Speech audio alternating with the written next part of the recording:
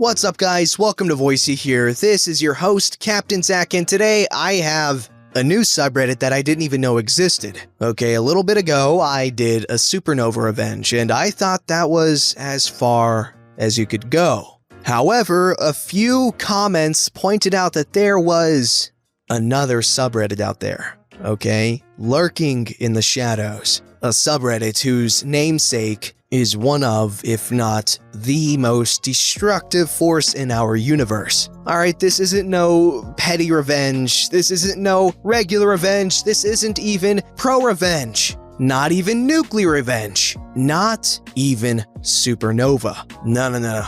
This is even further beyond. And I can hear you right now, but Zach, I thought supernova revenge was even further beyond. And you're right, I must have misspoken. This is to go even further beyond.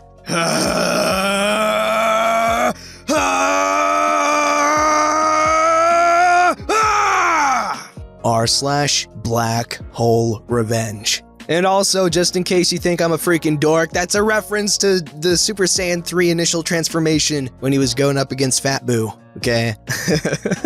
Don't forget to like, subscribe, and hit that bell to never miss an episode. Now, with a reputation as sinister as BlackholeRevenge, the stories are rare and occur only once every blue moon. Or at least it seems like it because nobody posts there. But anyways, here are some stories. First one being, you want to mug me? Enjoy the wheelchair and permanent brain damage. This was dug up by me on Removed It as the original was deleted, so this isn't my story, so yeah, don't blame me if this is fecked up, so anyways, here's the story. Okay, to preface this entire messed up story, this all took place 30 years ago. My memory is not that great, and I might get some things wrong. Also, I go into some graphic details. You have been warned. In 1989, I was a 19-year-old kid living in New York City. I was working as a delivery guy at a dingy hole-in-the-wall pizza place in Hell's Kitchen that's long since gone out of business, and living paycheck to paycheck. I had moved to New York looking for work after my uncle's construction company went under, and had found a tiny crap hole of an apartment, which was the only thing I could afford on the salary I got from the pizza place. The only reasons I took the job was I needed money and it was extremely close to my apartment, only a short walk down a back alley. Hint, hint, the alley is important. I want you all to keep in mind while reading this. The New York of 30 years ago was not the touristy New York of today. Murders were a lot more common. You would see hookers working the corner pretty often. Times Square was a cesspool of nudie bars and adult theaters. Gangs would rob people on the subway, and it was almost every day where I lived you would see a druggie passed out in an alley or along the side of the road. The whole ordeal started just after closing one night in July. The guy who owned the joint, Paolo, said that I could take some leftover pizza home with me that had been sitting under the heat lamp all day. But hey, at least it was free. I had been working at the pizza place for about a year by this point, and I was on really good terms with Paolo and his brother Joseph, who both ran the joint. Paolo was easily pushing 300 pounds and had a habit of smoking a giant cigar while cooking. Joseph was always in the back, handling the money side of things and taking phone orders. The restaurant had an exit into the alley, which I would take to get back to my place. There would usually be a homeless vet named Alfonso that would sleep next to the hot air vent behind the place, who would bum a smoke off me, and we would shoot the crap for a few minutes after my shift. After talking with him, I started to walk home, and after I had gotten quite a distance away down the alley, I heard some bottles rustling behind a dumpster that was right ahead of me. My first thought was it was some rats, until this crazy-eyed dude swung out from behind it with a hunting knife in one hand and a metal bat in the other. I remember this guy looked like your stereotypical druggie. Track marks all over his arms, disgusting clothes, wild, dirty hair, and fidgeting like no tomorrow. He started yelling and half screaming at me to give him my wallet. At that point, my adrenaline was through the roof as I had never been mugged before. I was carrying the pizza box with two hands, and when I shifted it to my left hand to reach into my back pocket for my wallet with my right, he started advancing on me. He started muttering to himself, asking why I was doing that and sort of grunting while jabbing at the air in front of him.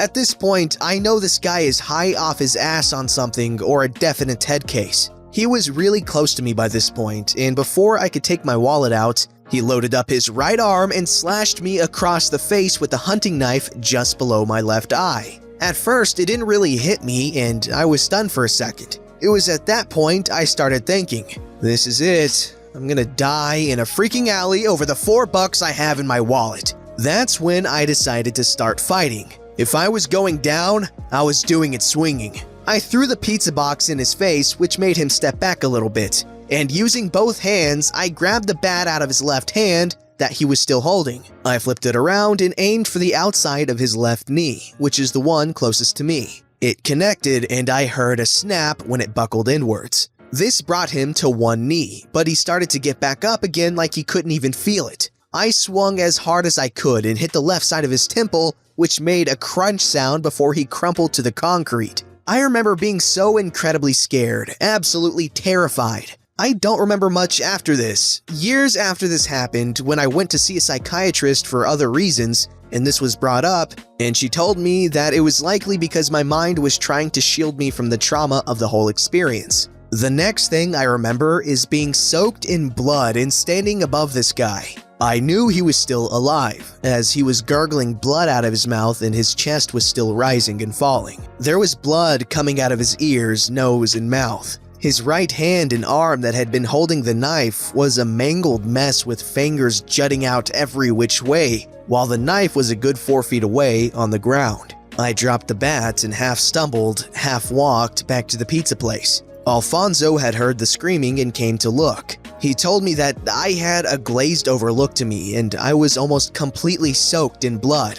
He led me back to the pizza joint where Paolo started calling the cops and an ambulance, and Paolo's brother, Joseph, rushed out of the back and grabbed a bottle of cheap Prosecco we had from below the counter to douse my cut while stemming the bleeding with table napkins. I spent the night in the hospital because apparently I was disoriented and so confused. I didn't know where I was because of blood loss. The next day, I was doing better, and there were 2 cops that came to take my statement. After I had told my side of the story, the older looking of the 2 cops said that after 10 years on the job, that guy took the worst beating he'd seen anyone take and survive. The younger looking one started telling me what I had done to the guy, which included severed knee ligaments, broken and dislocated fingers, broken ribs which had punctured a lung, a broken femur, multiple crushed and pulverized bones, a severed spinal cord with a couple broken vertebrae, a burst eardrum, multiple teeth knocked out, completely fractured jaw, a broken nose, a burst eye, a destroyed eye socket, and a completely destroyed cheekbone. He also told me that I had hit his skull so hard, there was spinal fluid leaking out of his ears. They said that they had spoken to Alfonso, Paolo, and Joseph, and they corroborated my story that the back was the junkies and I had most likely acted in self-defense. Although I had no answer to their question of why didn't I stop after he went down besides, I don't know, and I don't remember. After a couple of days, I was discharged, and after just a little while, I was back to working at the pizza place. Although I now had a massive scar running down the side of my face, and Paolo jokingly called me Scarface all the time. Even now, I jokingly say to my wife before sexy time, "Say hello to my little friend," which we still giggle maniacally about together. I was also super jumpy right after the fact whenever I heard bottles clanging together, which unfortunately happened a lot because Joseph used to take the empty Coke bottles to the recycling plant at the end of every week. What made me tell this story here is that recently I thought about how much of the junkie's blood might have gotten in my mouth or in the slash across my face. At the time it happened, the whole HIV/AIDS panic was in full swing, and the guy being a junkie instantly made me realize how much crap I could be in. If I was infected without knowing it, I could have passed it on to my wife or even my children by accident. After quite the panic between me and my wife because of overlooking this, we got the blood results back just a bit ago and thankfully I am completely clean. My doctor said that if I was infected back then, symptoms would have likely manifested by now as well. So there. That is my incredibly long-winded story about one of the scariest events in my life, and the resurgent panic it brought up just a bit ago. I would be happy to answer any questions you have about it, but I'm taking a flight for work in a bit, so you probably won't get a response from me for a few hours. Wow, that was quite the visceral story there. And it was also insanely badass. Holy crap. However, using a knife and a bat, one in each hand, is not the smartest weapon combination, because to use a bat effectively, you'll have to use two hands. So you can only really use one or the other, so you're basically just screwing yourself out of combat effectiveness, because you can't swing the bat hard enough, and so the bat's useless. So if you throw that down, the other person can pick it up,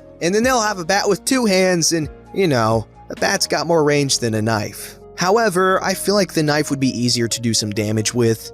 Who cares? This story was just simply incredible. Very well written. It's a long story, but it didn't really feel that long at all.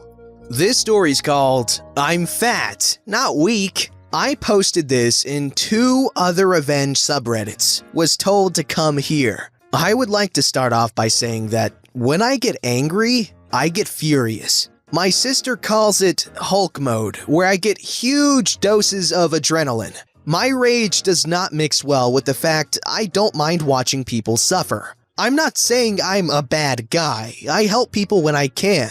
But if someone does me or someone I care about wrong, I enjoy their pain with little to no remorse. Anyway, on to the story. I am pretty much the unofficial caretaker of my youngest sister. Let's call her little sister. I am 17 and she is 6, but as her big brother and me looking around early to mid-20s, I'm constantly mistaken as her dad.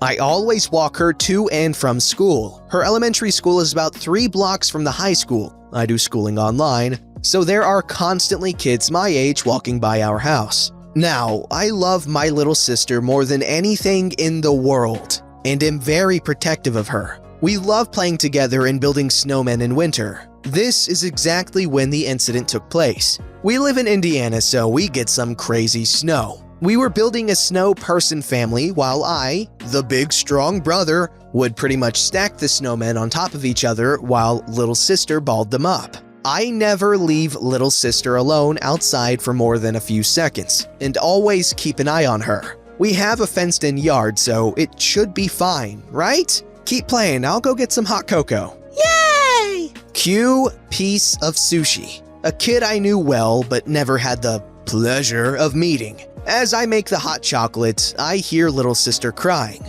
I just figured one of the 4 snowmen fell over or something like that. Little sister, calm down and come here, the hot cocoa is ready. She doesn't come and doesn't stop crying.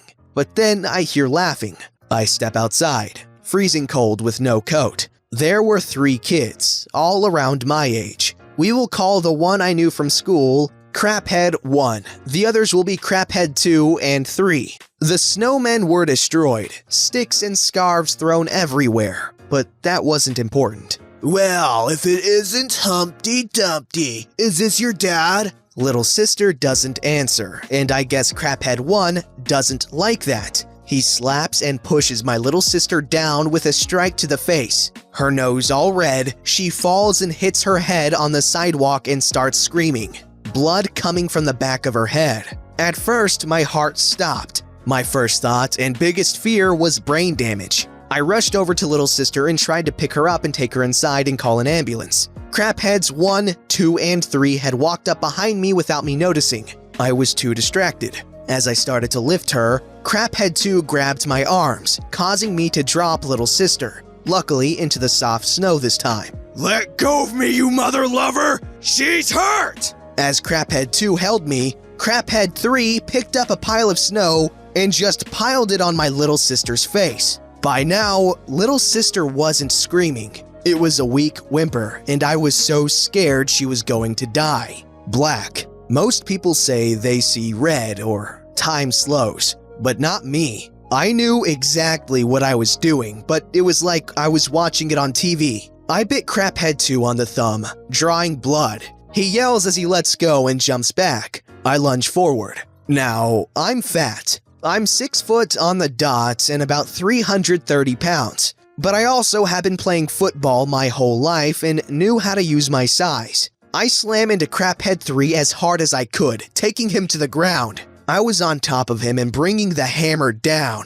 I don't really know how many times I hit him, but he lost teeth, shattered his nose, and lost eyesight in one eye. My knuckles were shredded raw, but I had so much adrenaline in me I didn't feel it. In fact, the only reason I stopped was because I heard I didn't really hear it, I felt it. Then I felt liquid trickle down the back of my head. Blood. Craphead 1 had hit me over the head with a brick. Now, this hurt after the fight, but again, when I have adrenaline pumping through me, I feel nothing. I charged at him as he raised the brick again. He must not have expected my speed with my size because he jumped back and hesitated. I didn't. I slammed him into my dad's truck, parked on the roadside. He dropped the brick and I punched him in the gut. He bent over and I lifted my knee to meet with his face. He falls to the ground. I pick up the brick. I walk beside him and put it on the sidewalk. I put his hand on the brick. No resistance from him. I stomped as hard as I could. He screamed, louder than anything I've heard.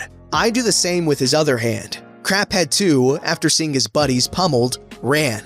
Turns out he called the cops and said I killed his friends. I walked over to little sister, who was breathing, but it was weak. I called an ambulance, but the only thing I muttered was, "She's hurt," and our address. When I hung up, I passed out. I woke up handcuffed to a hospital bed, not knowing what happened. Apparently, I broke multiple bones in my hands and needed stitches on the back of my head. My little sister was fine. She had just lost a lot of blood.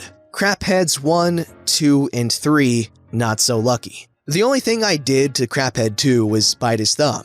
I guess I didn't know that I almost bit his thumb off. Craphead 1 had serious hand injuries, needing multiple surgeries on each hand. I later found out that he lost 3 fingers and can't use his right hand. But Craphead 3 got the worst of it. He lost his sense of smell, lost eyesight in one eye, bit a hole in his tongue, fractured his jaw, lost multiple teeth, fractured his skull, and had major swelling on the brain, in which he barely survived by the skin of his teeth, or at least the ones he has left.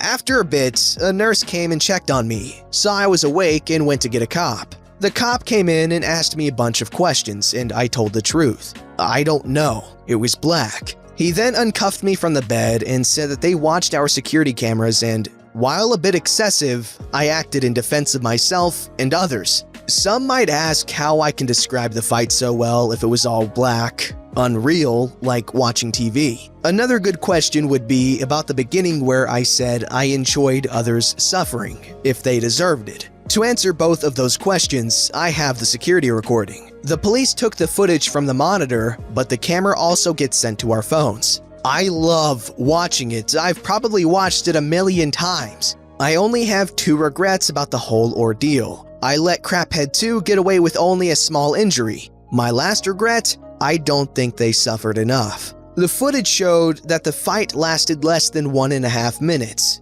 I wish it would have been hours. Oh, the wonders of the sympathetic nervous system. I don't have much to say other than that this guy did what I'm sure a lot of other guys have fantasized about. Getting into a situation where you have to fight to defend, the life of you and someone you care about.